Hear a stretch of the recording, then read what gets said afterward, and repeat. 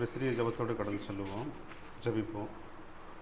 எங்கள் அன்பின் நல்ல தகப்பனே, இது ஆசீர்வதிக்கப்பட்டதான இந்த வாரத்தின் முதல் நாளை காண முடியாகும்.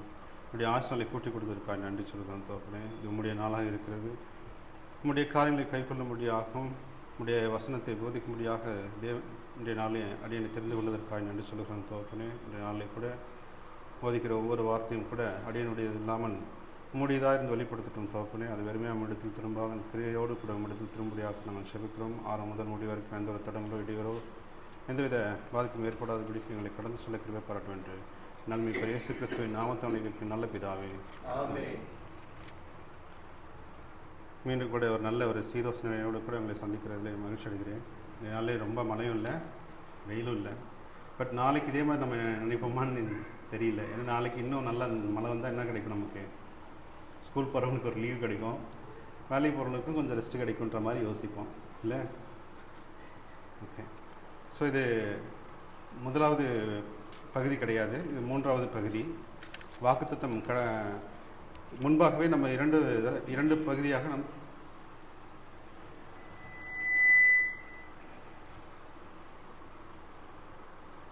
இரண்டு பகுதியிலே கடந்து இப்போ மூன்றாவது பகுதிக்கு கடந்து வந்திருக்கிறோம். அதனால் இதோட கண்டினியூட்டியாக தான் இருக்கும், இன்னும் கூட தொடர்ந்து வரும். இன்றைக்கு நாம் பெரிய அளவில் பார்க்க போகிறோம் இல்லை, கொஞ்சம் மட்டுமே பார்ப்போம். அதுக்கு முன்பாக ஒரு 2 நாளைக்கு முன்னாடி நீங்கள் எல்லாருமே என்ன பண்ணியிருப்பீங்க, இண்டிபெண்டன்ஸ் டேவை செலிப்ரேட் பண்ணியிருப்போம் இல்லையா? அந்த இண்டிபெண்டன்ஸ் டே எனக்கு இது எதிர்ச்சியாக வந்தது. நான் அதை திட்டமிட்டு நான் இந்த நாளில் கேட்கல, பட் அது எனக்கு வந்தது கொஞ்சம் நல்லா தான் இருக்குது. இது 79வது இண்டிபெண்டன்ட் டே. அப்போ 79 வருஷத்துக்கு முன்னாடி ஒரு கிட்டத்தட்ட 250 வருடங்கள் நம்ம யாருக்கோ அடிமைப்பட்டிருந்தோம். யார்கிட்ட? ஆங்கிலேயர்கிட்ட. அதுக்கு முன்னாடியும் கூட நிறைய டேனியர்கள், டச்சர்கள், போர்ச்சுகீஸ் நிறைய பேர் இருந்தாங்க. பட் அவங்களாம் ஆட்சி செய்யலாம். அவங்கவுங்க ஒரு சில பகுதிகள் மட்டுமே எடுத்து அவங்க நிர்வாகம் செய்யக்கூடிய வாய்ப்பு மட்டும்தான் இருந்தது. ஆனால் பிரிட்டிஷ்லேருந்து என்ன சொல்கிறது, ஒரு கிழக்கிந்திய கம்பெனி மட்டுமே என்ன பண்ணுது, நமக்கு இந்த இந்தியா முழுவதுமே ஆக்கிரமித்து ரூல் பண்ண ஆரம்பித்தாங்க. அவங்க ரூல் பண்ணதில் நிறைய கடினமான ஒரு சூழ்நிலை இருந்தாலும் கூட சில நல்ல விஷயங்களும் இருந்தது.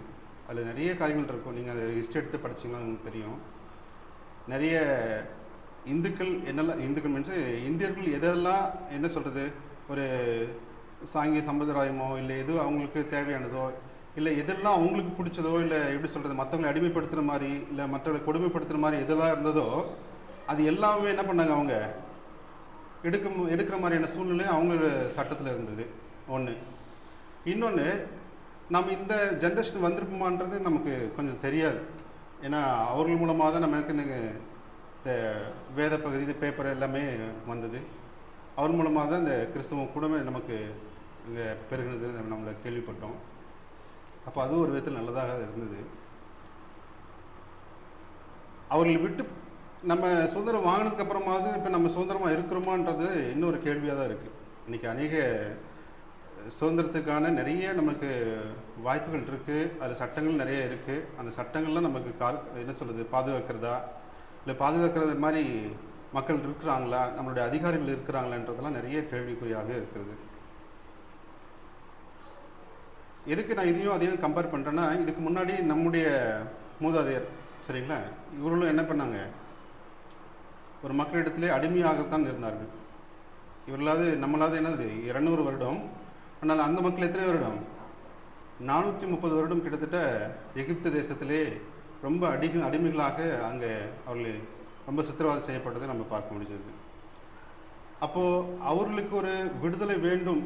அவருடைய கூக்குரல் தேவ சமூகத்தில் எட்டினது. அவர்களை விடுவிக்க தேவன் வந்தார். ஆனால் இது அவர்களுக்கானது மட்டுமல்ல, இது யாருடைய என்ன சொல்கிறது, எந்த வார்த்தைக்காக உண்டானது? ஆபிரகாமுக்கு கொடுக்கப்பட்ட ஒரே ஒரு வார்த்தை என்னது, வாக்குத்தத்தம். என்னது, அவருக்கு ஒரு உடன்படி கொடுத்தாரு, உனக்கு கானான் தேசத்தை கொடுப்பேன், உங்களுடைய சுதந்திரத்தை கொடுப்பேன், உங்களுடைய என்ன சொல்ற ஜனங்கள் எப்படி என்னவாங்க, அப்போ எப்படி பெறுவாங்களா, மழை போல தூளை போலன்னு சொல்லிட்டு மிகப்பெரிய ஒரு ஆசீர்வாதத்தை கொடுத்தார். அந்த ஒரு ஒற்றை வாக்குத்தத்தம் ஒரு சின்ன பகுதியாகவே முடியல. அது என்ன பண்ணுது, தொடர்ந்து 5 அதிகாரங்களையும் கடந்து எடுத்துக்கிட்டுது. ஆதியாகமத்திலேருந்து நீங்கள் கடைசியில் இங்கே பார்த்தீங்கன்னா யோசுவா வரைக்குமே கூட அந்த பகுதி நீண்டுட்டு இருக்கும். அப்போ அந்த ஒரு வாக்குத்தத்தத்தை நம்ம ஒரு நாள்லேயே சுருக்கமாக சொல்லிவிட்டு அது சுவாரஸ்யம் இருக்காதுல்ல. இன்றைக்கி விடுதலை குறித்து யாராவது பேசுங்க அப்படின்னா, அது ஆகஸ்ட் 15 கொடுத்தாங்க, அது பெரிய கம்பமாக இருந்தது, 3 வர்ண கொடி இருந்தது, அது ஏற்றுன நல்லா இருந்தது, கூட்டமாக இருந்தாங்க, ஸ்வீட் கொடுத்தாங்கன்னு சொன்னால் அது சுதந்திரமா? அதோட பேச்சாக இருக்குமா? அது இல்லை. அது அப்போ என்னவா இருக்குமோ? இப்போ சுதந்திரத்தை பற்றி பேசுங்க அப்படின்னா நீங்கள் எதை குறித்து பேசுவீங்க? அப்போ அந்த 200 வருஷமும் எப்படி அடிமைப்பட்டிருந்தீங்க, அந்த 200 வருஷத்துக்கு அப்புறம் நீங்கள் எப்படி விடுதலைக்காக எத்தனை பேர்லாம் போராடினாங்க, அதில் எத்தனை பேர் செத்தாங்க, எத்தனை பேர் சிறை சென்றாங்க இப்படின்னு சொல்லிட்டு நிறைய விதமாக நீ பேசினா மட்டும்தான் அந்த சுதந்திரத்தோட வீரியம்னா இருக்கும். இப்போ ஒன்றுமே இல்லாமல் வெறும் சுதந்திரம் அப்படின்ற மட்டும் பேசுறது இங்கே வேலைக்காகுது. அப்போது இங்கே வாக்கு தத்துவமும் அதே மாதிரி தான். ஒரே ஒரு வார்த்தையில் அது என்ன சொல்லி கடந்து செல்ல முடியாது. அந்த 5 அதிகாரத்திலும் இந்த மக்கள் எப்படியாக கடந்து வந்தார்கள், இல்லை யாரெல்லாம் அந்த வாக்கு தத்தத்தை பெற்றார்கள்ன்றது ஒரு நீண்ட பகுதியாகவே இருக்குது. அதில் ஒரு பகுதியை மட்டும் நம்ம பார்க்க போகிறோம். இது ரொம்ப விளக்கமான பகுதின்னு சொல்ல முடியாது. பட் இதை நீங்கள் வீட்டில் வாசிப்பீங்கன்னா ரொம்ப சுவாரஸ்யமாக இருக்கும். ஆனால் யாரும் வாசிக்க மாட்டோம். நானே கூட சொல்கிறேன், பொதுவாக சொல்கிறேன்.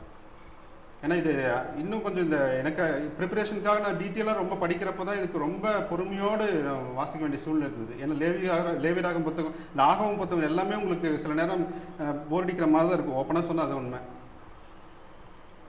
இந்த 5 ஆகமும் கூட உங்களுக்கு சலிப்பை ஏற்படுத்தலாம், பொறுமையை உங்களை சோதிக்கலாம். ஏன்னா அத்தனை விஷயமும் என்ன பண்ணுக்கும், திரும்ப திரும்ப சொல்லிருக்கும், ரொம்ப இன்டெப்த்தாக போயிருக்கும். இதெல்லாம் அப்போ சரி ஸ்கிப் பண்ணிடலாமே, ஒரே மாதிரி வருது, மறுபடியும் அப்படி போயிடலாமே தான் நீங்கள் பார்ப்பீங்க. ஆனால் ஒவ்வொரு வார்த்தை எப்படி இருக்கும், அது ரொம்ப ஆழமானதாக இருக்கும். நீங்கள் தயவு செஞ்சு லேவியராகும் புத்தகத்தை கண்டிப்பாக படிங்க. புத்தகத்திலே நீங்கள் அந்த வேத புத்தகத்தில் இருக்கிற அந்த 66 பகுதியில் மிக மிக முக்கியமான புத்தகம் என்னது? இது இந்த லேவியராகும் புத்தகம். ஏன் சொல்லுங்க பார்க்கும்?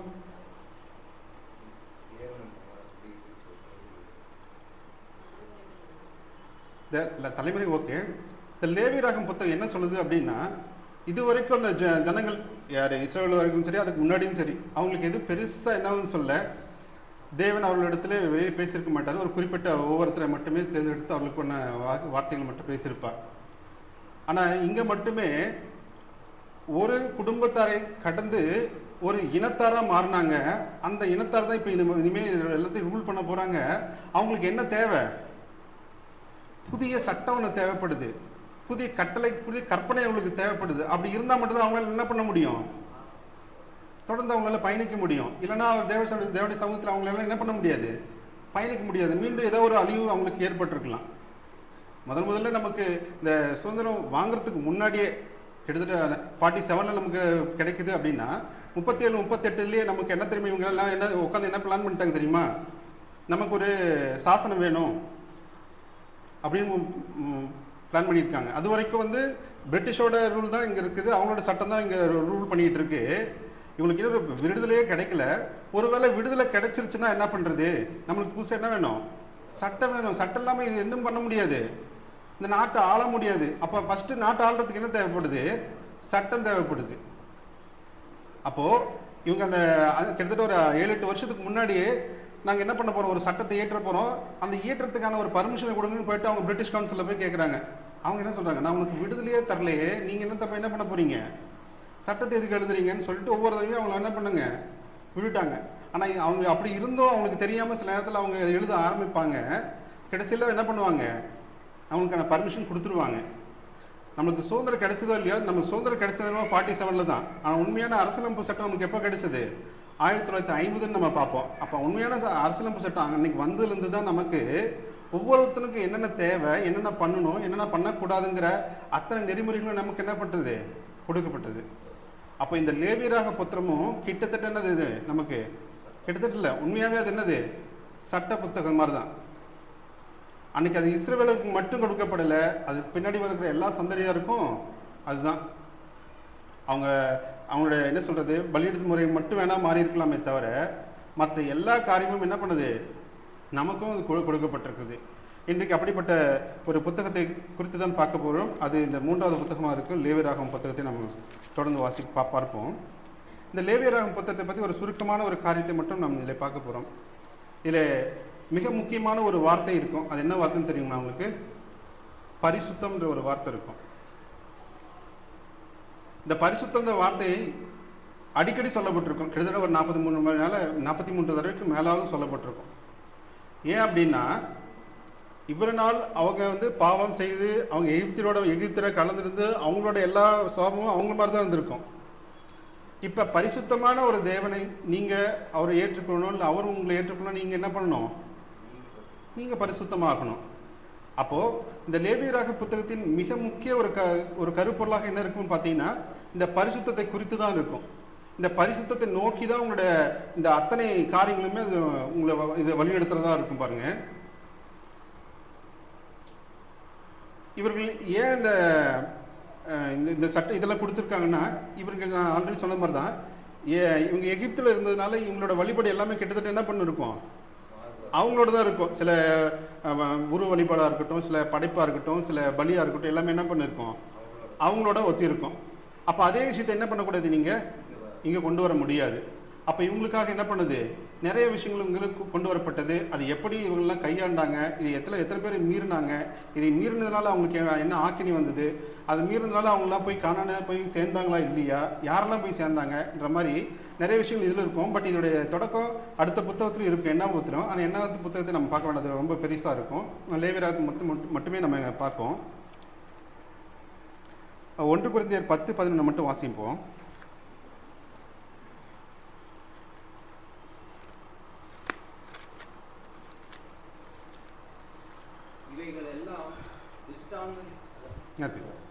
திருஷ்டாந்தங்களாக அவர்களுக்கு சம்பவித்தது உலகத்தின் முடிவு காலத்தில் உள்ள நமக்கு எச்சரிப்பு உண்டாகும்படி எழுதப்படும் இருக்கிறது.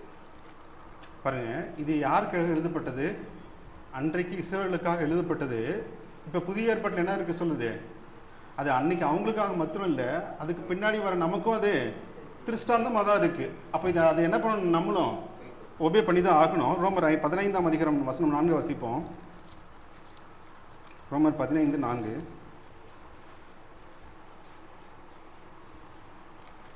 தேவ வசனத்தினால் உண்டாகும் பொறுமையினாலும் ஆறுதலினாலும் நாம் நம்பிக்கையுள்ளவர்களாகும்படிக்கு முன்பு எழுதியிருக்கிற எல்லாம் நமக்கு போதனையாக. அப்போ அதே போதனை தான் நமக்கு என்னங்க, நமக்கும் அது பொருந்தும்.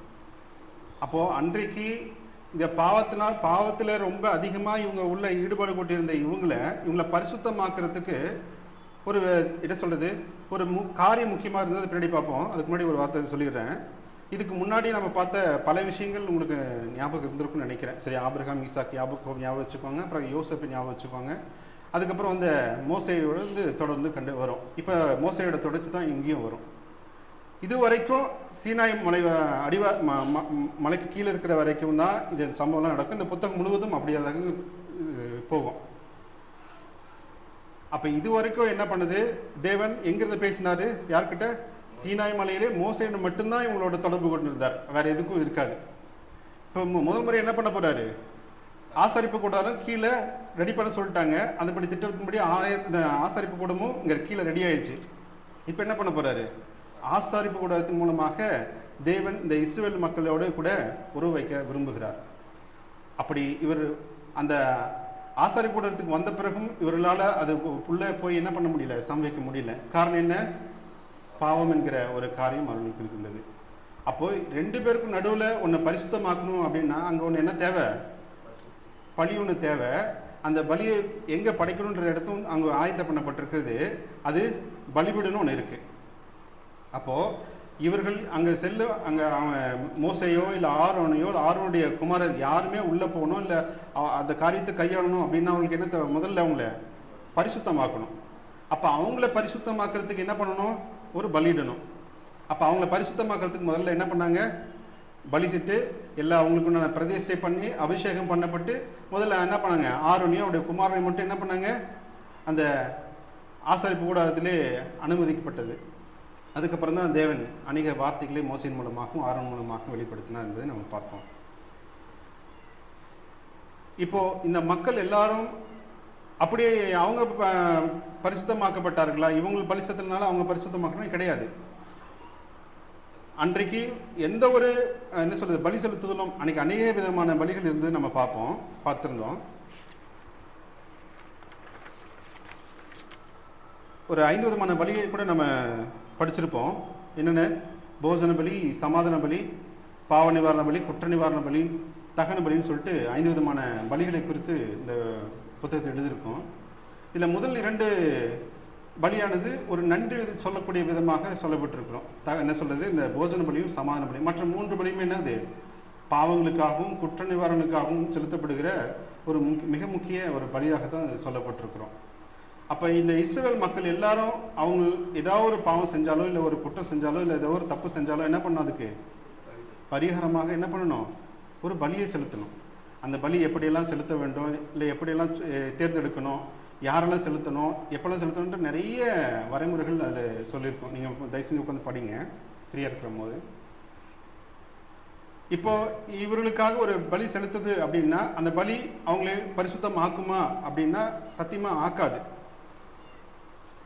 ஆனால் அந்த பலியை என்ன பண்ணும்? தற்காலிகமாக மறைக்கும்.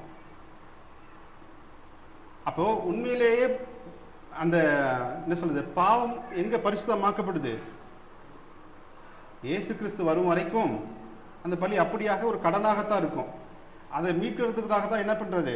ஒரே ஒரு முறை இயேசு கிறிஸ்துவானவர் இந்த உலகத்திற்கு வருகிறார். அப்ப மொத்த பலியும் அவர் அதை கடனாக மீட்டு கொண்டு அவர் மேலே சுமக்கிறத நம்ம பார்க்க முடிஞ்சது. லேவியராகமம் 17ஆம் அதிகாரம் வசனம் 11 வாசிப்போம்.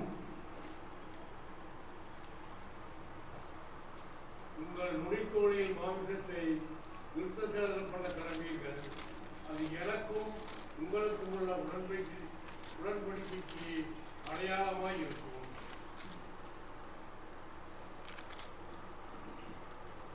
இல்ல 17:11 லேவியராகமம். மாம்சத்தின் உயிர் இரத்தத்தில் இருக்கிறது. நான் அதை உங்களுக்கு பலிபீடத்தின் மேல் உங்கள் ஆத்துமாக்களுக்காக பாவ நிவர்த்தி செய்யும்படிக்கு கட்டளையிட்டேன். ஆத்துமாவிற்காக பாவ நிவர்த்தி செய்கிறது ரத்தமே. இங்க பாருங்க, இப்ப ரத்தம் சிந்ததுல என்ன பண்ணோம்? பாவ நிவர்த்தி பண்ணோம். அந்த நீங்க வேற எதுக்காகவும் என்ன பண்ண முடியாது? ரத்தம் சிந்த முடியாது. அந்த ரத்தம் அதுக்குமாக மட்டும்தான் பண்ண முடியும். ஏன் பாவத்துக்காக நம்ம இந்த பலியிடுகிறோம் அப்படின்னா, முதல்ல ரத்தம் சிந்தணும். ரத்தம் சொல்லிட்டாங்க. ஆத்துமாவிற்காக, நம்முடைய ஆத்துமாவிற்காக இந்த பாவ நிவர்த்தி செய்யறதுக்காக தான் இந்த ரத்தம் சிந்தப்படுகிறது என்று பார்க்கிறோம். அந்த ரத்தம் உங்களை பரிசுத்தமாக்கணும், அந்த ரத்தம் உங்களை பரிசுத்தமாக்காது. அப்படின்னு பண்ணால் நீங்கள் ஒவ்வொரு நாளும் என்ன பண்ணணும்? பலியிட வேண்டியதாக இருக்கும். அப்போது அன்னைக்கு அவங்க பலியிட்டதில் என்னவா இருக்கும்? எல்லாமா இருந்திருக்கும். சொல்றது புரியுது நினைக்கிறேன். அந்த ரத்தம் உங்களுடைய பாவத்தை நீக்காது. ஏன்னா அது பின்னாடி வருகிற அவருடைய குமாரனுடைய ரத்தத்தின் மூலமாக தான் அதை பரிசுத்தப்படுத்தும். அப்போ அவர்கள் சிந்தப்பட்ட ரத்தம் எல்லாமே என்னது? உங்களுடைய பாவத்தை மறைக்கிறத ஒரு காரியமாக தான் இருந்தது. அது ஒருபோதும் உங்களை பரிசுத்தமாக்காது. சரிங்களா? இப்போ இவங்க எல்லாமே அவங்க இஸ்ரவேல் மக்களுக்காக அவங்க எல்லாம் தேவைக்காக அவங்க பாவ நிவாரணத்துக்காகவும் குற்ற நிவாரணத்துக்காகவும் நன்றி செலுத்தும் விதமாக ஒவ்வொரு விதமாக இந்த பலிகளை இந்த பலிபீடத்தின் அண்டையிலேயே ஆசாரிப்பு கூடத்திலே இந்த ஆசாரியன் அவர்களுக்காக பலியை செலுத்துவான். ஒவ்வொரு முறையும் ஆசாரியன் பலி செலுத்தும் போது அவருடைய பாவங்கள் எப்படி அறிக்கை விட பண்ணுமா? அவங்க எதை பலி செலுத்துகிறாங்களோ அது மேலே என்ன பண்ணுவாங்க? அதை மாற்றி இப்போ உதாரணத்துக்கு சொல்கிறேன், ஒரு 2 விதமாக இஸ்ரவேல் மக்கள் அத்தனை பேருக்கும் இவங்க எல்லாருமே கரெக்டான வழியில் கரெக்டான நேரத்துலலாம் இவங்கள பாவ நிவர்த்தி செஞ்சுருப்பாங்கன்னு கிடையாது. சிலர் கரெக்டாக பண்ணியிருக்கலாம், சிலர் பண்ணாமல் இருக்கலாம். அதுக்காக தான் இந்த வருஷத்தில் ஒரு தடவை என்ன பண்ணணும்? இந்த ஆசிரியனை இந்த இஸ்ரவேல் மக்களுக்காக என்ன பண்ணணும்? பாவ நிவர்த்தி பண்ணணும். அப்போ இந்த பாவ நிவர்த்தி பண்ணும்போது 2 ஆட்டுக்களை எடுத்துருப்பாங்க. ஒரு ஆட்டு என்ன பண்ணுவாங்க? பலிடுவாங்க. இன்னொன்று என்ன பண்ணுவாங்க? அதோட பலியெல்லாம் எடுத்து இவங்களை என்ன பண்ணுவாங்க? போக்காடாக விட்டுருவாங்க. இப்படி தான் அந்த இஸ்ரவேல் மக்களுடைய பாவங்கள் அப்பொழுது மறைக்கப்பட்டதாக இருந்தது.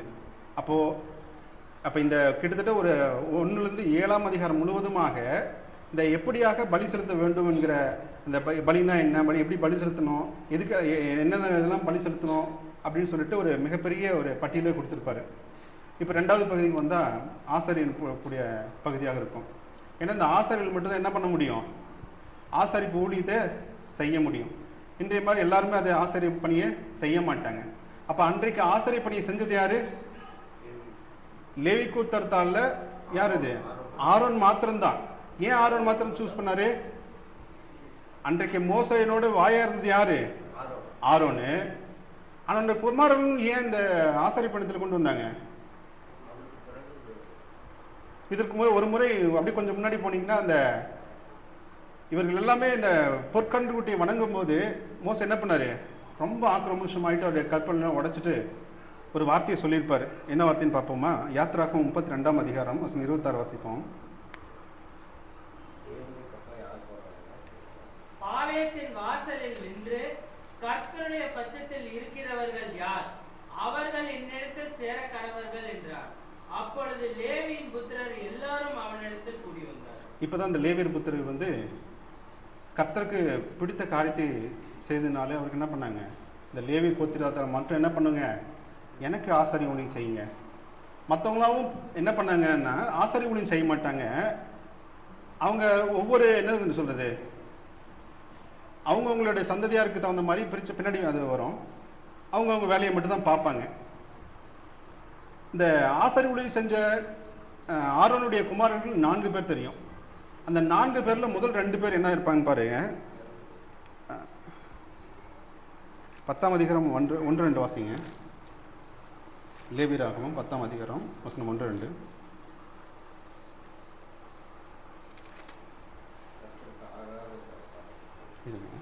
பின்பு ஆரோனின் குமாரராகிய நாதாபும் அபியூவும் தன் தன் தூப கலசத்தை எடுத்து அவைகளில் அக்கினியையும் அதன் மேல் தூப வர்க்கத்தையும் போட்டு கர்த்தர் தங்களுக்கு கட்டளையிடாத அந்நிய அக்கினியை அவருடைய சன்னதியில் கொண்டு வந்தார்கள். அப்பொழுது அக்கினி கர்த்தருடைய சன்னதியிலிருந்து புறப்பட்டு அவர்களை பட்சித்தது. அவர்கள் கர்த்தருடைய சன்னதியில் செத்தார்கள். இதற்கு முன்பாக அவர்களிடத்தில் அந்த ஆசாரிய பணியிலே சொல்லப்பட்டிருக்க நிறைய காரணங்கள் இருக்கும். அதில் தூப கலசத்தில் ஒரு தீ கொண்டு வரணும் அப்படின்னா அந்த தீ எங்கிருந்து வரணும்? அந்த பலிபீடத்தில் இருக்கிற அந்த தீயை மட்டும்தான் என்ன பண்ணணும், இந்த தூப கலசத்தில் போடணும். ஆனால் இவங்க என்ன பண்ணியிருப்பாங்க? வேற ஒரு நெருப்படத்தில் வந்து என்ன பண்ணியிருப்பாங்க? ஒரு சின்ன ஒரு விஷயம்தான் இது. நமக்கு இப்போ இந்த காலகட்டத்தில் இதெல்லாம் ஒரு தவறான்னு நம்ம கேட்போம். ஆனால் இது எவ்வளோ பெரிய தவறு பாருங்க. தேவன் சொன்ன ஒவ்வொரு வார்த்தையும் மீறுகிற பொழுது அது என்னவா இருக்குது? பாவமாக இருக்குது. அன்றைக்கு ஒரே ஒரு வார்த்தை யாரும் மீறினா? ஆதாம் மீறினதுனால தான் நம்ம என்ன பண்ண மாட்டோம், இன்ன வரைக்கும் பாவத்தின் பிள்ளைகளாக இருக்கிறோம். பிறகு மோசேயுடைய 2வது முறை அந்த கண்மலையை போய் என்ன பண்ண சொன்னார்? பேச சொன்னார். இவங்க என்ன போய் பண்ணாங்க? அடிச்சதுனால வார்த்தை மீறுகிறத பார்த்தோம். 7ஆம் நாள் ஓய்ந்திருக்க சொன்னார். ஓயாமல் என்ன பண்ணான்? போய் விறகு பொறுக்கிட்டதுனால என்ன பண்ணாமன்? அவனும் செத்து போனான். இப்படி சின்ன சின்ன ஒவ்வொரு விஷயமும் என்ன பண்ணுது? தேவனுடைய பார்வையிலே ரொம்ப கோபத்தையும் உக்கிரத்தையும் அவர் ஏற்படுத்தினார். அந்த சின்ன விஷயத்தினாலே இந்த 2 பேர் என்ன பண்ணாங்க? செத்து போனார்கள். மீதி இருக்கிற 2 பேர் மட்டுமே என்ன பண்ணுவாங்க? இந்த ஆரோனிடத்திலிருந்து அந்த ஆசாரிப்பு ஊழியத்தை செய்யக்கூடியவர்களாக இருந்தார்கள். இப்போ இந்த மாதிரி இப்போ ஆசாரிய பணின்னா என்னன்னு தெரிஞ்சு போச்சு. ஆசாரிய பணிகளுக்கு யாரெல்லாம் பண்ணுவாங்கன்றது தெரிஞ்சு போச்சு. இப்போ அடுத்த காரியம் என்ன அப்படின்னு பார்த்தா, பரிசுத்த வாழ்க்கைக்கான அடையாளம்னு சொல்லிட்டு தேவன் என்னெல்லாம் சொல்லுவாருன்னு நம்ம பார்ப்போம்.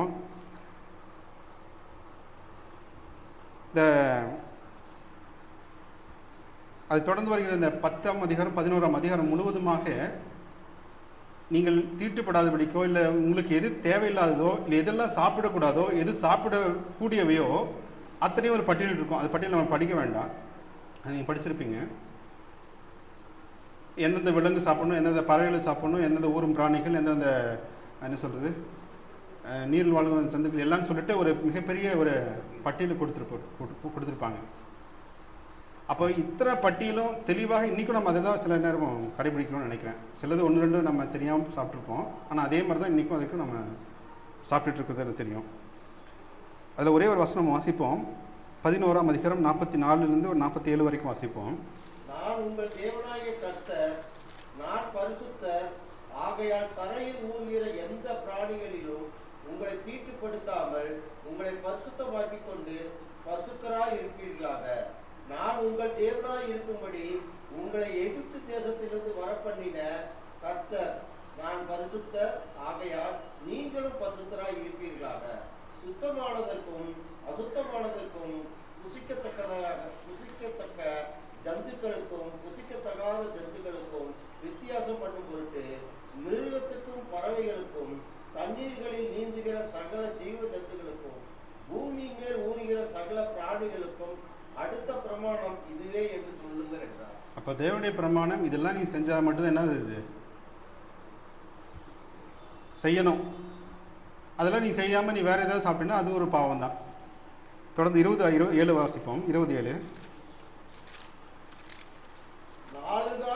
நாலு காலால் நடக்கிற சகல ஜீவன்களிலும் தங்கள் உள்ளங்கால்களை ஊன்றி நடக்கிற யாவும் உங்களுக்கு அசுத்தமாய் இருப்பதாக.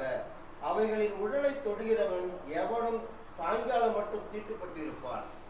27 வாசிப்போம். 20 லேவியராகமம் 27. ஆதலால் நீங்கள் உங்களை பரிசுத்தப்படுத்தி பரிசுத்தராய் இருங்கள், நான் உங்கள் தேவனாகிய கர்த்தர். அப்போ தேவனுக்கு எதெல்லாம் பரிசுத்தமோ அதை தான் என்ன சொல்றாரு, நீங்க பண்ணணும். அப்போ பண்ணாம போனா அது மிகப்பெரிய பாவம். இதில் ஒவ்வொரு விஷயமும், ஒவ்வொரு வார்த்தையாக இருக்கட்டும், ஒவ்வொரு கட்டளையாக இருக்கட்டும், ஒவ்வொரு கற்பனையாக இருக்கட்டும், நேர்த்தியாயும் கிரமமாகவும் தான் அவர் என்ன பண்ண விரும்புகிறாரு. அப்படி நீங்கள் பண்ண என்னாகும், என்ன பண்ண சொல்கிறான்னு பாருங்கள். 1 கொரிந்தியர் 14:40 வாசிக்கும். 1 கொரிந்தியர் 14:40.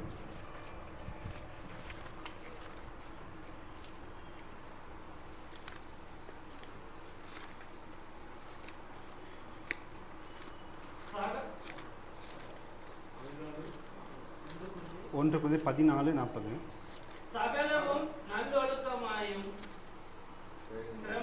கிரமமாயும் செய்யப்பட கடவுது. அப்போ அவருடைய வார்த்தை எப்படியா இருக்குன்னா ரொம்ப கிளியரா இருக்கு. அதுல ஒரு என்ன பண்றது, காம்ப்ரமைஸ் ஆகிறது மாதிரி இல்லை.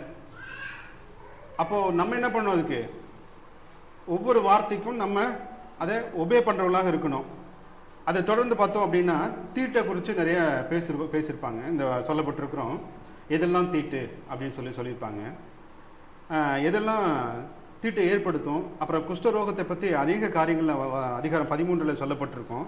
குஷ்டரோகத்தை பற்றி ஏன் தேவன் அது இன்னும் கொஞ்சம் விளக்கமாக 2-3 அதிகாரங்களில் அது வெளிப்படுத்திருக்கிறாங்கன்னா, குஷ்டம் என்பது தேவனுக்கு முன்பாக அது ஒரு தேவன் அவர்களுக்கு என்ன பண்ணுறது, ஒரு சாபமாகத்தான் சொல்லப்படுகிறது. ஏன்னா மோசையை கூட என்ன பண்ணுறது, அந்த மிரியாம் வந்து மோசைக்கு எதிராக பேசினாலும் என்ன பண்ணாங்க, குஷ்டத்தை அவர் வர பண்ணினார் அப்படின்னு பார்க்குறப்போ, அப்போ குஷ்டம்ன்றது என்னது, ஒரு சாபம். அப்போ குஷ்டமாக இருக்கட்டும், எந்த ஒரு தீட்டாக இருக்கட்டும், எதுவுமே என்ன பண்ணது, தேவனிடத்திலோ அவரை பரிசுத்தப்படுத்தாது. அப்போ பரிசுத்தமாக இருக்கவங்க தான் என்ன பண்ணுறாரு, தேவன் உங்களை பரிசுத்தமாக இருங்கள் என்று விரும்புகிறார். அப்போ குஷ்டம் நமக்கு மட்டும் வருமா அப்படின்னா அதுவும் இல்லை. நீங்கள் பின்னாடி நாங்கள் என்ன பண்ணுவீங்க, கானானிக்கே போனாலும் கூட நான் என்ன பண்ணுவேன், அங்கேயும் உங்களுக்கு குஷ்டத்தையும் வர வைப்பேன். அந்த குஷ்டம் உங்கள் வீட்டுக்கும் வரும் அப்படின்றாங்க. இது என்ன வித்தியாசமாக இருக்குல்ல, இந்த குஷ்டம் நமக்கு வரும்னு பார்த்துருக்கோம், வீட்டுக்கு எப்படி குஷ்டம் வருமா, அந்த வீடு சொல்லியிருக்கேன். 14 அதிகாரம் வசனம் 13 வாசிப்போம்.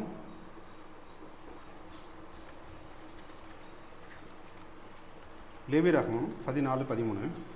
பாவ நிவாரண பலியும் சர்வாங்க தகன பலியும் எனும் பரிசுத்த ஸ்தலத்தில் அந்த ஆட்டுக்குட்டியை கொல்ல கடவன். குற்ற நிவாரண பலி பாவ நிவாரண பலியை போல ஆசாரியனுக்கு உரியது, அது மகா பரிசுத்தமானது. கரெக்டாக நான் சரியாக குறிக்கலன்னு நினைக்கிறேன். சரி, பரவாயில்ல. இந்த காலன் தேசத்தில் நீங்கள் எப்போ குடியேறினாலும் உங்களுக்கு அந்த வீடுகளிலே உங்களுக்கு அந்த குஷ்டத்தை கூட வர செய்வேன் அப்படின்ற தேவன் அவளை ஒரு வார்த்தையை சொல்கிறாரு. அதுக்கு அடுத்ததாக பிரமியம்னா உங்களுக்கு விளங்குமா என்னன்னு தெரியல, பட் அது இங்கிலீஷில் ஒரு நல்ல வார்த்தை இருக்குது, பாடியோட டிஸ்சார்ஜ்னு சொல்லப்படுகிறது. அது உங்களை உடம்பிலிருந்து வெளியேறக்கூடிய ஒரு நச்சு. அது எப்படி வேணாலும் இருக்கலாம், சீலாக இருக்கலாம், வேறு எந்த ஒரு இதாக இருக்கலாம். அந்த நச்சு உள்ளவனும் என்ன பண்ண முடியாது, தேவனை பரிசுத்தப்படுத்த முடியாது. அப்படிப்பட்டவன் இப்போ நான் சொன்ன ஒவ்வொருத்தருமே வந்து என்ன பண்ண முடியாது, பலியை செலுத்தவும் முடியாது, அவரிடத்துல போகவும் முடியாது, அவர்கிட்ட எதுவுமே பண்ண முடியாது. அதில் ஒன்று தான் இந்த பிரமின்றது.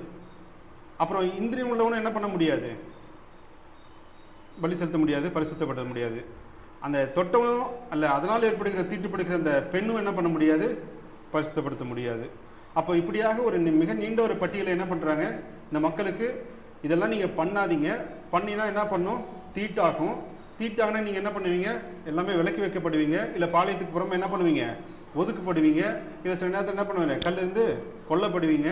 இப்படி ஒரு பெரிய ஒரு சாபத்தை கூட சொல்கிறாரு. 14:34. சரி வாசிங்க. நான் உங்களுக்கு காணியாட்சியாக கொடுக்கும் கானான் தேசத்திலே நீங்கள் போய் சேர்ந்த பின்பு உங்கள் காணியாட்சியான தேசத்தில் ஒரு வீட்டிலே குஷ்ட தோஷத்தை நான் வரப்பண்ணினால் அந்த வீட்டிற்கு உடையவன் வந்து வீட்டிலே தோஷம் வந்திருக்கிறதாக தோன்றுகிறது என்று ஆசாரியனுக்கு அறிவிக்க கடவுள். பாருங்க, இப்போ இவங்க இருக்கிறது எல்லாமே இங்கே சீனமா மலைக்கிட்ட இருக்காங்க. ஆனால் இவர் சொன்ன இந்த வார்த்தை எங்கே இருக்குது? நீங்கள் கானானுக்கு போனாலும் என்ன பண்ணுவீங்க? இப்படி ஒன்று சந்திப்பீங்க.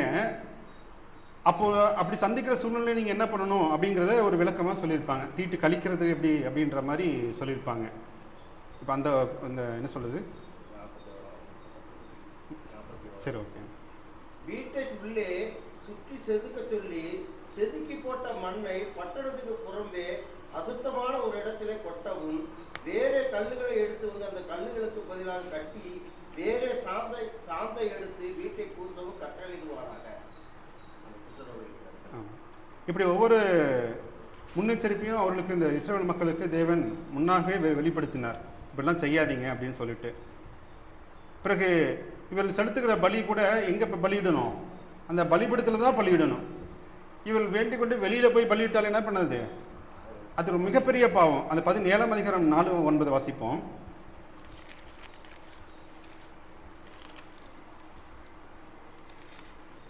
பாவ நிவாரண பலியான காளையின் எல்லா பொருளுமாகிய 17ஆம் அதிகாரம் வசனம் 4. பாளையத்துக்குள்ளே ஆகிலும் இல்லை அவர் படிக்கிறது, அன்பு படிக்கிறது கரெக்டு தான். நீங்கள் படிங்க. பாளையத்துக்குள்ளாயே ஆகிலும் பாளையத்துக்கு புறம்பே ஆகிலும் அதை கொன்றால் அது அந்த மனிதனுக்கு இரத்த பலியாக எண்ணப்படும். அந்த மனிதன் இரத்தம் சிந்தினபடியால் தன் ஜனத்தில் இராமல் அறுப்புண்டு போவார். 9 வாசிங்க. 9. அதை ஆசரிப்பு கூடார வாசலிலே கர்த்தருக்கு செலுத்தும்படி கொண்டு வராவிட்டால் அவன் தன் ஜனத்தில் இராமல் அறுப்புண்டு போவான். இப்போ பாருங்க, இப்போ பலி செலுத்துதல்னு சொல்லிட்டு உங்களுக்கு ஒரு இடத்த கொடுத்துருக்கு. அந்த இடத்துல தான் என்ன பண்ணு பலியிடணும். அது குறிப்பாக யார் பலியிடணும்? அந்த ஆசாரி ஒளி செய்கிற ஆசாரியன் மாத்திரமே பலியிட செய்யணும். இதுக்காக நீங்கள் என்ன பண்ணீங்க? மறைமுகமாக போய் பண்ணவும் முடியாது. உங்கள் விருப்பத்துக்காக நீங்கள் போய் பண்ணவும் முடியாது. சரிங்களா? இது ஒரு விதம். இன்னொன்று என்ன பண்ணுறது? இந்த பலி செலுத்துதல் தேவனை தவிர மற்ற எந்த ஒரு உருவங்களுக்கோ இல்லை எந்த ஒரு விக்கிரகங்களுக்கோ நீங்கள் என்ன பண்ண முடியாது? பலி செலுத்தவும் முடியாது. 14ஆம் அதிகாரத்தில் 7வது வசனத்தை வாசிப்போம். 7வது அதே அதிகாரம் 7ஆம் வசனம் 17:7. மார்க்கமாய் பின்பற்றுகிற தேய்களுக்கு தங்கள் பணிகளை செலுத்தாது இருப்பார்களாக. இது அவர்கள் தலைமுறை தோறும் அவர்களுக்கு நிச்சய கட்டளையாகி இருக்கிறது. பாருங்க, ஸோ இப்போ பேய்களுக்கு என்னது? பலி செலுத்தக்கூடாது. விக்கிரகம்ன்றதே என்ன பண்ணுறது? ஒரு ஒன்றும் இல்லாதது. இல்லை பேய் எப்படி வேணாலும் நீங்கள் உருவப்படுத்தலாம் அதுக்கு. அப்போது உண்மையான தேவனை விட்டுட்டு நீங்கள் என்ன பண்ண முடியாது? பேய்களுக்காக என்ன பண்ண முடியாது? போய் பலி செலுத்த முடியாது. பலி செலுத்தின ரத்தத்தை நீங்கள் என்ன பண்ண முடியும்? சாப்பிட முடியுமா? முடியாது. அதே அதிகாரத்தில் பாருங்கள், 10-14 வரைக்கும் வாசிப்போம் தொடர்ந்து. இஸ்ரவேல் குடும்பத்தாரிலும் உங்களுக்குள் தங்கும் அந்நியர்களிலும் எவனாகிலும் ரத்தம் எண்ணப்பட்டதை புசித்தால் ரத்தத்தை புசித்த அவனுக்கு விரோதமாக நான் என் முகத்தை திருப்பி அவன் தன் ஜனத்தில் இராதபடிக்கு அவனை அறுப்புண்டு போக பண்ணுவேன். மாம்சத்தின் உயிர் ரத்தத்தில் இருக்கிறது. நான் அதை உங்களுக்கு பலிபீடத்தின் மேல் உங்கள் ஆத்துமாக்களுக்காக பாவ நிவர்த்தி செய்யும்படிக்கு கட்டளையிட்டேன். ஆத்துமாவிற்காக பாவ நிவர்த்தி செய்கிறது ரத்தமே. அப்போ இந்த ரத்த சிந்தனைன்றது என்ன பண்ணுது? தேவனுக்கு சுகந்த வாசனையாக மட்டுமே நம்ம கொடுக்க முடியுமே தவிர அதை நம்ம என்ன பண்ணுறது? பலி செலுத்ததுனால நம்ம என்ன பண்ண முடியாது? அதை எடுத்து சாப்பிட முடியாது. அதே போல் தானாய் இறந்ததும் சரியா என்ன பண்ணுது? செத்து போச்சு அப்படின்னாவோ இல்லை வேறு விலங்குகளாலோ ஏதாவது பீருண்டு போனதுனால என்ன பண்ண முடியாது? அந்த விலங்கை நம்ம சாப்பிடக்கூடாது. அதுவும் தீட்டுப்பட்டிருக்கிறோம். அப்புறம் இந்த விவாகம் வேசித்தனத்தை குறித்து நிறைய டீட்டெயிலாகவும் சொல்லப்பட்டிருப்பாங்க. அப்போது இதுக்கு முன்னாக அதுக்கு வாழ்ந்த முன்னாடி வாழ்ந்த மக்கள் இடத்துல என்ன தேவன் என்ன சொல்லியிருப்பாருங்க? நீங்கள் பழுகி இது பழுகி பெருகி பூமியை நிரப்புங்கன்ற ஒரு ஒரு ஒற்றை வார்த்தையை சொல்லியிருக்குவாங்க. ஆனால் தேவன் இந்த இடத்துல என்ன சொல்லியிருப்பாரு, என்ன பண்ணுவாங்க, ஒவ்வொரு விஷயத்தையும் நேர்த்தியாக சொல்லியிருப்பாங்க. எந்த ஒரு மகன், இது ஒரு ஆணாக இருந்தால் எப்படி நடந்துக்கணும், ஒரு பெண்ணாக இருந்தால் அவள் எப்படி நடந்துக்கணும், அவள் வேசித்தனம் பண்ணால் அவளுக்கு என்ன எப்படிப்பட்டதான தண்டனை இருக்கும், அவர் கல்லெறி கொலை செய்ய வேண்டும், இப்படி நிறைய விதமான நிறைய சாபத்தீடான ஒரு காரியங்களையும் தேவன் வெளிப்படுத்துகிறார். 18ஆம் அதிகாரம் 26வது வசனத்தை வாசிங்க. இந்த அருவருப்புகளெல்லாம் உங்களுக்கு முன் இருந்த அந்த தேசத்தில் மனிதர் செய்ததினாலே தேசம் தீட்டாயிற்று. இதெல்லாம் என்ன பண்ணாங்க, அவங்க செஞ்சிட்டு இருக்கிறாங்க. இப்போ நான் சொன்னது எல்லாமே என்னது, எகிப்தியர் ஆல்ரெடி இப்போ வழக்கமாக செஞ்சுட்டு இருக்காங்க. நீங்கள் கிட்டத்தட்ட 430 வருஷம் என்ன பண்ணியிருக்கீங்க, அவங்கள ஒன்றா இருந்திருக்கிறீங்க. அப்போ கண்டிப்பாக என்ன பண்ணியிருக்கோம், இதெல்லாம் உங்களுக்கு வழக்கமாக இருந்திருக்கலாம். அப்போ இதெல்லாம் நீ என்ன பண்ணக்கூடாது, செய்யக்கூடாது. அப்படி செஞ்சினா அது ஒரு பரிசுத்தமானது அல்ல அப்படின்றத வெளிப்படுத்திருப்பாரு. பிறகு ஒரு மனிதன் உள்ள ஒரு என்ன சொல்கிறது, ஒரு மகள் நீங்கள் எப்படியாக இந்த சமூகத்தில் வாழ வேண்டும், இல்லை உங்களுடைய என்ன சொல்கிறது, உங்களுடைய சக மனிதர்களோடு நீங்கள் எப்படி சம்பாதிக்க வேண்டும்ன்ற அநேக காரியங்களை வசனம் அதிகாரம் 19 அதிகாரத்தில் இருக்கிறது. அதில் 9ஆம் வசனத்திலிருந்து 12ஆம் வசனம் வரைக்கும் வாசிப்போம். நீங்கள் தேசத்தின் பெயரை அறுக்கும் போது உன் வயலின் ஓரத்தில் இருக்கிறதை ஈர அறுக்காமலும் சிந்தி கிடக்கிற கதிர்களை பொறுக்காமலும் உன் திராட்சை தோட்டத்திலே பின் அறுப்பை அறுக்காமலும் அதில் சிந்தி கிடக்கிற பழங்களை பொறுக்காமலும் அவைகளை எளியவனுக்கு பிரதேசிக்கும் விட்டுவிடுவாயாக. நான் உங்கள் தேவனாகிய கர்த்தர். 11 களவு செய்யாமலும் வஞ்சனை பண்ணாமலும் ஒருவருக்கொருவர் பொய் சொல்லாமலும் இருங்கள். என் நாமத்தை கொண்டு பொய்யானை இடுதலினால் உங்கள் தேவனுடைய நாமத்தை பரிசுத்த குலைச்சலாகாமலும் இருப்பீர்களாக. நான் கர்த்தர். பாருங்க, இது வரைக்கும் என்ன பண்ணாங்க, இதெல்லாம் பண்ணக்கூடாதுன்னு சொன்னது. இப்போ என்ன பண்ணுது, இதெல்லாம் நீங்கள் பண்ணுங்க, இதுதான் என்னது, இது நீதியாக இருக்கும். ஒரு விளைச்சலில் என்ன சொல்கிறது, நம்ம என்ன பண்ணுவோம், அப்படி தானே பண்ணுவோம். ஏதாவது கதிர இருக்கிற மீதி சிந்தி இருக்கிறதா என்ன பண்ணுவோம், அதை போய் அதை கூட விடாமல் அள்ளிட்டு வருவோம், எதையும் விட்டு வைக்க மாட்டோம். ஆனால் அந்த தேவன் அந்த வார்த்தை என்ன சொல்கிறார், எப்படி எதுக்காக சொல்லியிருப்பார், இது வயலில் சிந்தி கிடக்கிற என்ன சொல்கிறது, கதிரையோ நெல்லையோ பொறுக்காது அப்படின்னா அதுக்கு என்ன அர்த்தம். அப்பா ஆமாம், அதையும் சாப்பிட இருக்குமா இல்லை கிடைக்குமான்னு சொல்லிட்டு என்ன பண்ணுவாங்க, வருவாங்க, வந்து பார்க்கலாம், இல்லை ஒரு பறவைகள் வந்து அதை என்ன பறிச்சிக்கலாம், என்ன வேணாலும் பண்ணலாம். அப்போ அதுக்கு என்ன பண்ண, நீ விட்டு வை, முழுசாக என்ன பண்ணாத, உனக்கு எடுத்து இருந்தது சுயநலமாக யோசிக்காதுன்ற ஒரு நீதியை கூட தேவன் வெளிப்படுத்துகிறார். அப்புறம் அது என்ன சொல்லுது, களவு பண்ணாத, களவு செய்யாத, வஞ்சனை செய்யாத, பொய் சாட்சி செய்யாதன்னு சொல்லிட்டு சொல்லப்படுகிறது. என் நாமத்தை கொண்டு பொய் சாட்சி சொல்லவன் என்ன பண்ணு, பொய்யானையும் என்ன பண்ணக்கூடாது, இடக்கூடாது. அப்புறம் உங்களுடைய செத்தவனுக்காக நீ என்ன பண்ணக்கூடாது, சரீரத்தை கீறிக்கொள்ளக்கூடாது. 28வது வசனத்தை வாசிப்போம். செத்தவனுக்காக உங்கள் சரீரத்தை கீறிக்கொள்ளாமலும் அடையாளமான எழுத்துக்களை உங்கள் மேல் குத்தி கொள்ளாமலும் இருப்பீர்களாக. நான் கர்த்தர். இன்னைக்கு நம்ம அப்படி தானே சில சமூகத்தில் பார்க்க முடியல, யாராவது இறந்துட்டாங்கன்னா என்ன பண்ணுவோம், அவங்களுக்காக மீசை எடுக்கிறது, தாடி எடுக்கிறதுன்னு சொல்லிட்டு சில காரியங்கள் பண்ணுவாங்க. அப்புறம் சிலருக்காக என்ன பண்ணுவாங்க, சரீரத்தில் என்ன பண்ணுவாங்க, டேட்டூ போட்டுக்கிறது, பச்சை குத்திக்கிறதுன்னு சொல்லிட்டு நிறைய காரியங்களை பண்ணுவாங்க. அப்போ அதில் என்ன பண்ணக்கூடாது. இதெல்லாம் எவ்வளோ ரொம்ப ஆழமாகவும் சின்ன சின்ன விஷயத்துலையும் என்ன பண்ணுறாரு, நுணுக்கமாக சொல்லப்பட்டிருக்கிறது. இந்த நெறியை குறித்து கிட்டத்தட்ட அந்த 11, 20 எல்லாமே நிறைய காரியங்கள் இருக்குது. அதில் நிறைய சொல்ல விரும்பலை, அப்படியே கடந்து சொல்லுவோம். ஆனால் அது இப்போது இன்னொரு கூடுதலான ஒரு காரியத்தை செய்ய சொல்கிறாரு. அது என்ன அப்படின்னா, ஒரு தேவன் குறித்த காலத்திலே ஒரு சில பண்டிகைகள் என்ன பண்ண சொல்கிறாரு, ஆசரிக்க சொல்கிறாரு. அது என்னென்ன பண்டிகைன்னு நமக்கு தெரியும். இதில் ஒருத்தர் சொல்லி பார்ப்போம். என்னது, ஓய்வு நாள் என்ன பண்ண சொல்லணும், ஆசரிக்கணும். பஸ்கா பண்டிகைன்னு ஒன்று கொடுத்தாரு. அப்புறம் என்னது, அறுவடை பண்டிகைன்னு ஒன்று வந்தது.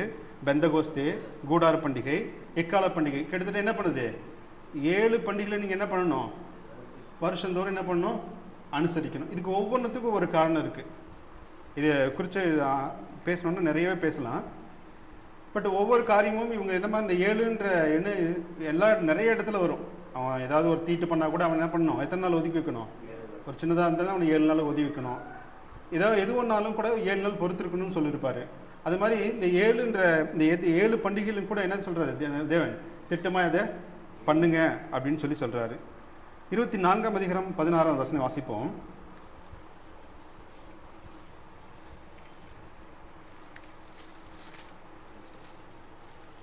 24. நாமத்தை அதேதான். நிந்திக்கிறவன் நிந்திக்கிறவன் கொலை செய்யப்பட வேண்டும். சபையார் எல்லாரும் அவனை கல்லெறிய வேண்டும். பரதேசியானாலும் சிததேசியானாலும் சுதேஷ். கர்த்தரின் நாமத்தை தூஷிக்கிறவன் கொலை செய்யப்பட வேண்டும். அப்போது தேவன் சொன்ன வார்த்தைகள் எல்லாமே இதுதான். அப்போ கர்த்தருடைய நாமத்தை நிந்திக்கிறவன் கொலை செய்யப்பட வேண்டும். ஒரே வார்த்தை முடிச்சிட்டார். எதுவும் பண்ணாத, வேறு எதுவுமே பண்ணாத, அவனை கொலை பண்ணுற மாதிரி சூழ்நிலை கொடுத்துருக்காரு. அது யாருக்கு பொருந்துமா? பரதேசியானாலும் சுதேசியானாலும் எல்லாருக்கும் என்னது தான்? நியாயம்தான். அது யாராக இருந்தாலும் சரி. சரியா? அது நிறைய வார்த்தைகள் சொல்லப்பட்டிருந்த, இதுக்கு முன்னாடி நீதின்னு சொல்லப்பட்டதில் நிறைய காரியங்கள் இருக்கும். யாருக்கு நியாயம் சொன்னாலும் என்ன பண்ணணும்? நீ நடுநிலையாக இருக்கணும். யார் பக்கமும் உயர்த்திய யாரை பற்றியும் காப்பாற்றணும்னு சொல்லிட்டு என்ன பண்ணக்கூடாது? சாயக்கூடாதுன்னு சொல்லிட்டு அந்த நீதியின் கூடிய காரியங்களை அநேகம் சொல்லியிருப்பாங்க. அதில் இங்கே கூட நம்ம தெளிவாக சொல்லப்பட்டிருக்கு. பரதேசியானாலும் சுதேசியானாலும் கர்த்தரை நாமத்தை தூஷிக்கிறவன் கொலை செய்ய வேண்டும் அப்படின்னு சொல்லப்படுகிறது. 25ஆம் அதிகாரம் வசனம் 18-10 கூட வாசிப்போம். என் கட்டளை கட்டளையின்படி செய்து என் நியாயங்களை கைக்கொண்டு அவைகளின்படி நடக்க கடவீர்கள். அப்பொழுது தேசத்திலே சுகமாய் குடியிருப்பீர்கள். பூமி தன் கனியை தரும். நீங்கள் திருப்தியாக சாப்பிட்டு அதில் சுகமாய் குடியிருப்பீர்கள். அப்போது கட்டளையும் அவருடைய கற்பனையும் கை கொண்டா நமக்கு என்ன கிடைக்குமா? தேவனுடைய ஆசீர்வாதம் கிடைக்கும். அப்போது அந்த பூமியை நீங்கள் என்ன பண்ண முடியும்? சுதந்திரத்துக்குள்ள முடியும். இது தெளிவான விளக்கம் இப்படி தான் இருக்கும்.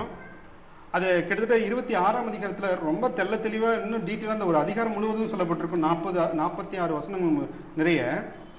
அந்த 46 வசனத்தையும் கிட்டத்தட்ட ஒரு 6 பகுதியிலாம் நம்மளால் பிரிக்க முடியும்.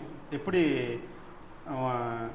ஒவ்வொரு பகுதியிலும் தேவன் வந்து என்ன சொல்கிறது, ஆசீர்வாதத்தையும் மற்ற பகுதியில் சாபத்தையும் கொடுத்துருக்குறாருன்னு சொல்லிட்டு நம்மளால் தெளிவாக பார்க்க முடியும். அதில் இந்த முதல் பகுதியும் கடைசி பகுதியும் மட்டும், சரிங்களா, அதில் தேவன் ஆசீர்வாதத்துக்கான வழியையும் சொல்லியிருப்பார். இடையில் இருக்கிற அந்த 4 பகுதியில் பார்த்தீங்கன்னா தேவன் இதெல்லாம் செஞ்சால் உனக்கு என்ன வரும், ஆக்கிரவன்றத நல்ல தெளிவாக சொல்லப்பட்டிருப்பார். இதை படிக்கணும்னு நினச்சா இப்போ நம்ம தொடர்ந்து வாசிப்போம். ஒரு முதல்ல 6 வசனங்கள் மட்டும் வாசிப்போம். நீங்கள் உங்களுக்கு விக்கிரகங்களையும் சுரூபங்களையும் உண்டாக்காமல் உங்களுக்கு சிலையை நிறுத்தாமலும் சித்திரந்தீர்ந்த கல்லை நமஸ்கரிக்க பொருட்டு உங்கள் தேசத்தில் வைக்காமலும் இருப்பீர்களாக. இப்போ தேவனுடைய முதல் கட்டளை என்னதுதான்? விக்கிரகங்கிட்ட ஆராதிக்கூடாது. சரிங்களா? அடுத்து தொடர்ந்து வாசிப்போம். என் ஓய்வு நாட்களை ஆசரித்து என் பரிசுத்த ஸ்தலத்தை குறித்து பயபக்தியாய் இருப்பீர்களாக. அன்றைக்கு ஓய்வு நாள் அவன் என்ன சொல்றது, விறகு பொறுக்கிறதுனால தான் என்ன பண்ணாவன் செத்து போனான். நீங்கள் என் கட்டளைகளின்படி நடந்து என் கற்பனைகளை கை கொண்டு அவைகளின்படி செய்தால் நான் ஏற்ற காலத்தில் உங்களுக்கு மழையை பெய்ய பண்ணுவேன். பூமி தன் பலனையும் வெளியில் உள்ள மரங்கள் தங்கள் கனியையும் கொடுக்கும். திராட்சை பழம் பறிக்கும் காலம் வரைக்கும் போரடிப்பு காலம் இருக்கும். விதைப்பு காலம் வரைக்கும் திராட்சை பழம் பறிக்கும் காலம் இருக்கும். நீங்கள் உங்கள் அப்பத்தை திருப்தியாக சாப்பிட்டு உங்கள் தேசத்தில் சுகமாய் குடியிருப்பீர்கள். தேசத்தில் சமாதானம் கட்டளையிடுவே. தத்தரிக்க பண்ணுவார் இல்லாமல் படுத்துக் கொள்வீர்கள். துஷ்ட மிருகங்களை தேசத்தில் இராதபடிக்கு ஒழிய பண்ணுவேன். பட்டயம் உங்கள் தேசத்தில் உலாவுவதில்லை. உங்கள் சத்துருக்களை துரத்துவீர்கள். அவர்கள் உங்கள் முன்பாக பட்டயத்தால் விழுவார்கள். உங்களில் 5 பேர் 100 பேரை துரத்துவார்கள். உங்களில் 100 பேர் 16,000 பேரை துரத்துவார்கள். உங்கள் சத்துருக்கள் உங்களுக்கு முன்பாக பட்டயத்தால் விழுவார்கள். பாருங்க எவ்வளவு பெரிய ஆசீர்வாதம். உங்களில் 5 பேர் 100 பேரை துரத்துவார்கள். உங்களில் 100 பேர் 16,000 பேர் துரத்துவார்கள். இதை என்னாகமம் புத்தகத்தில் 23ஆம் அதிகாரம் வசனம் 24 வாசிப்போம் பாருங்களேன். என்னாகமம் 23:24.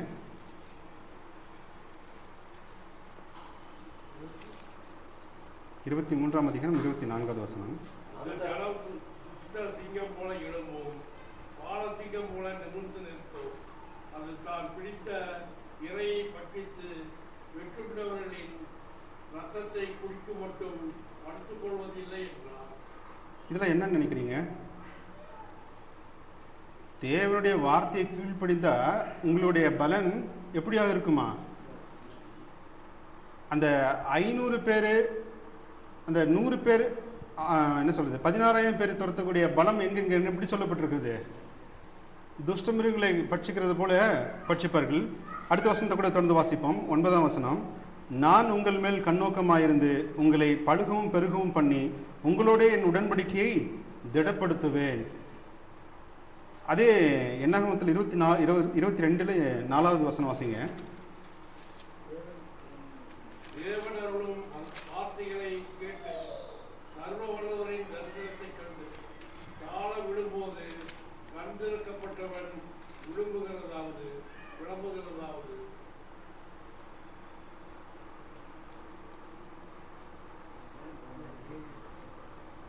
என்ன 24 26 16 ஒரு நிமிஷம்.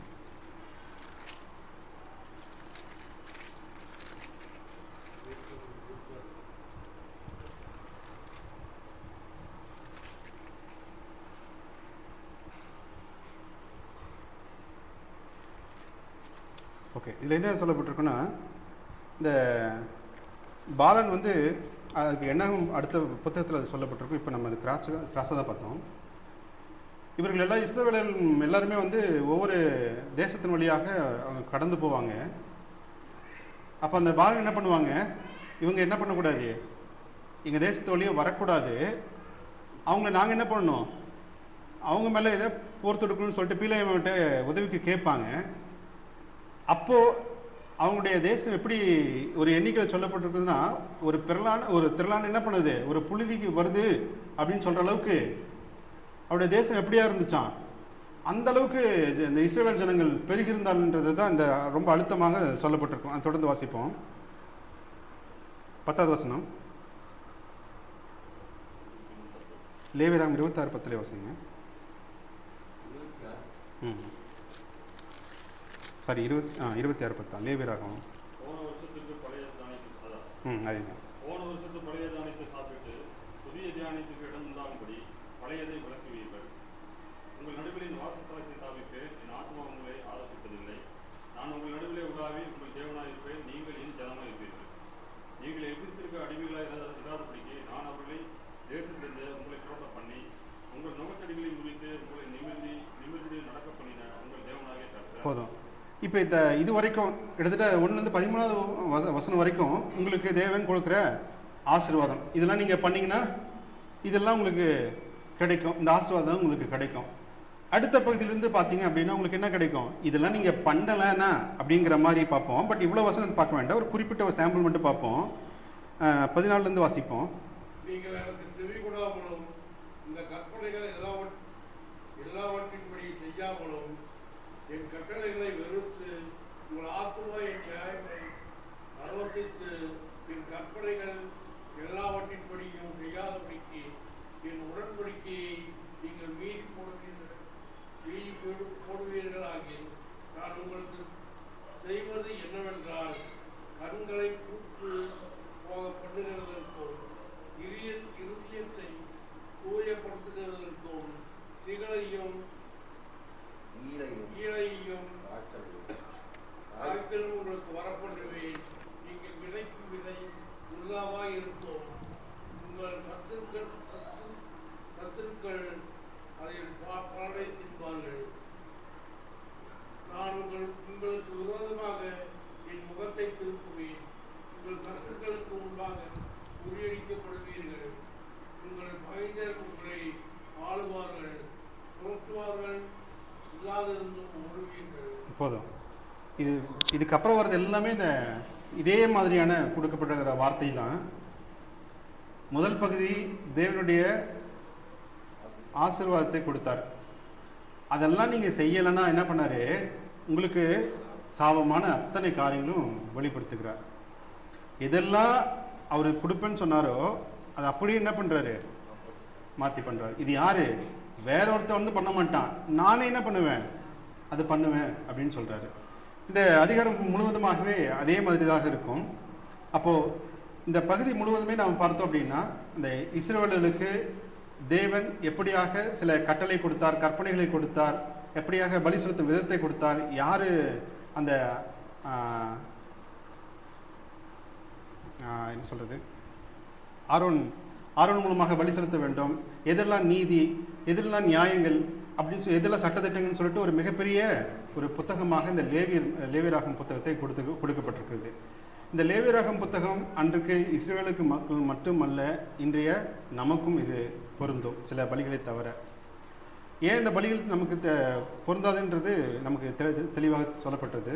ஏன்னா அது பின்னாடி வந்த தேவனுடைய குமாரனால் நமக்கு அது மாற்றி சொல்லப்பட்டது. அப்போது தேவன் இந்த புத்தகத்தின் மைய கருத்தாக இருந்த பரிசுத்தம் என்ற ஒரு வார்த்தைக்காக, அந்த பரிசுத்தத்திற்காக நீங்கள் அவரிடத்துல அவர் தேவன் எதிர்பார்க்குற பரிசுத்தத்தை விரும்புகிற நடக்கணும் அப்படின்னா இந்த காரியங்களெல்லாம் நீங்கள் என்ன பண்ணணும்? கை கொள்ள வேண்டும். அப்படி பண்ணால் மட்டும்தான் அவருடைய சமூகத்தில் நீங்கள் பிரவேசிக்க முடியும், அவருடைய ஆசீர்வாதத்தை பெற முடியும், அந்த வாக்கு தத்தமும் கிடைக்கும். இதற்கு பின்னாக வருகிற அந்த என்னாகும் புத்தகத்தில் இந்த காரியங்கள்லாம் அவர்கள் கை கொண்டார்களா, இல்லை அவர் சொன்னபடி அந்த வாக்கு தத்தத்தின் தேசமாகிய கானான் தேசத்துக்கு போனாங்களா, யாரெல்லாம் போனாங்க, இதை வழிநடத்தின ஆரோன் என்ன ஆனா அப்படின்ற நிறைய காரியங்கள் அடுத்த என்னாகும் புத்தகத்திலே ரொம்ப பெருசாக தெளிவாகவும் சொல்லப்பட்டிருக்குது. இன்றைக்கு இது போதுமானதாக இருக்கும். தயவுசெய்து உங்களுக்கு நேரம் இருந்தால் அந்த லேவியராக புத்தகத்தை ரொம்ப நிதானமாகவும் ஆழமாகவும் படிங்க. இன்றைய நாளில் செய்தியை கேட்கும்படியாக நீங்கள் கொடுத்த தருணத்திற்காக நன்றி சொல்லுங்கள். நன்றி.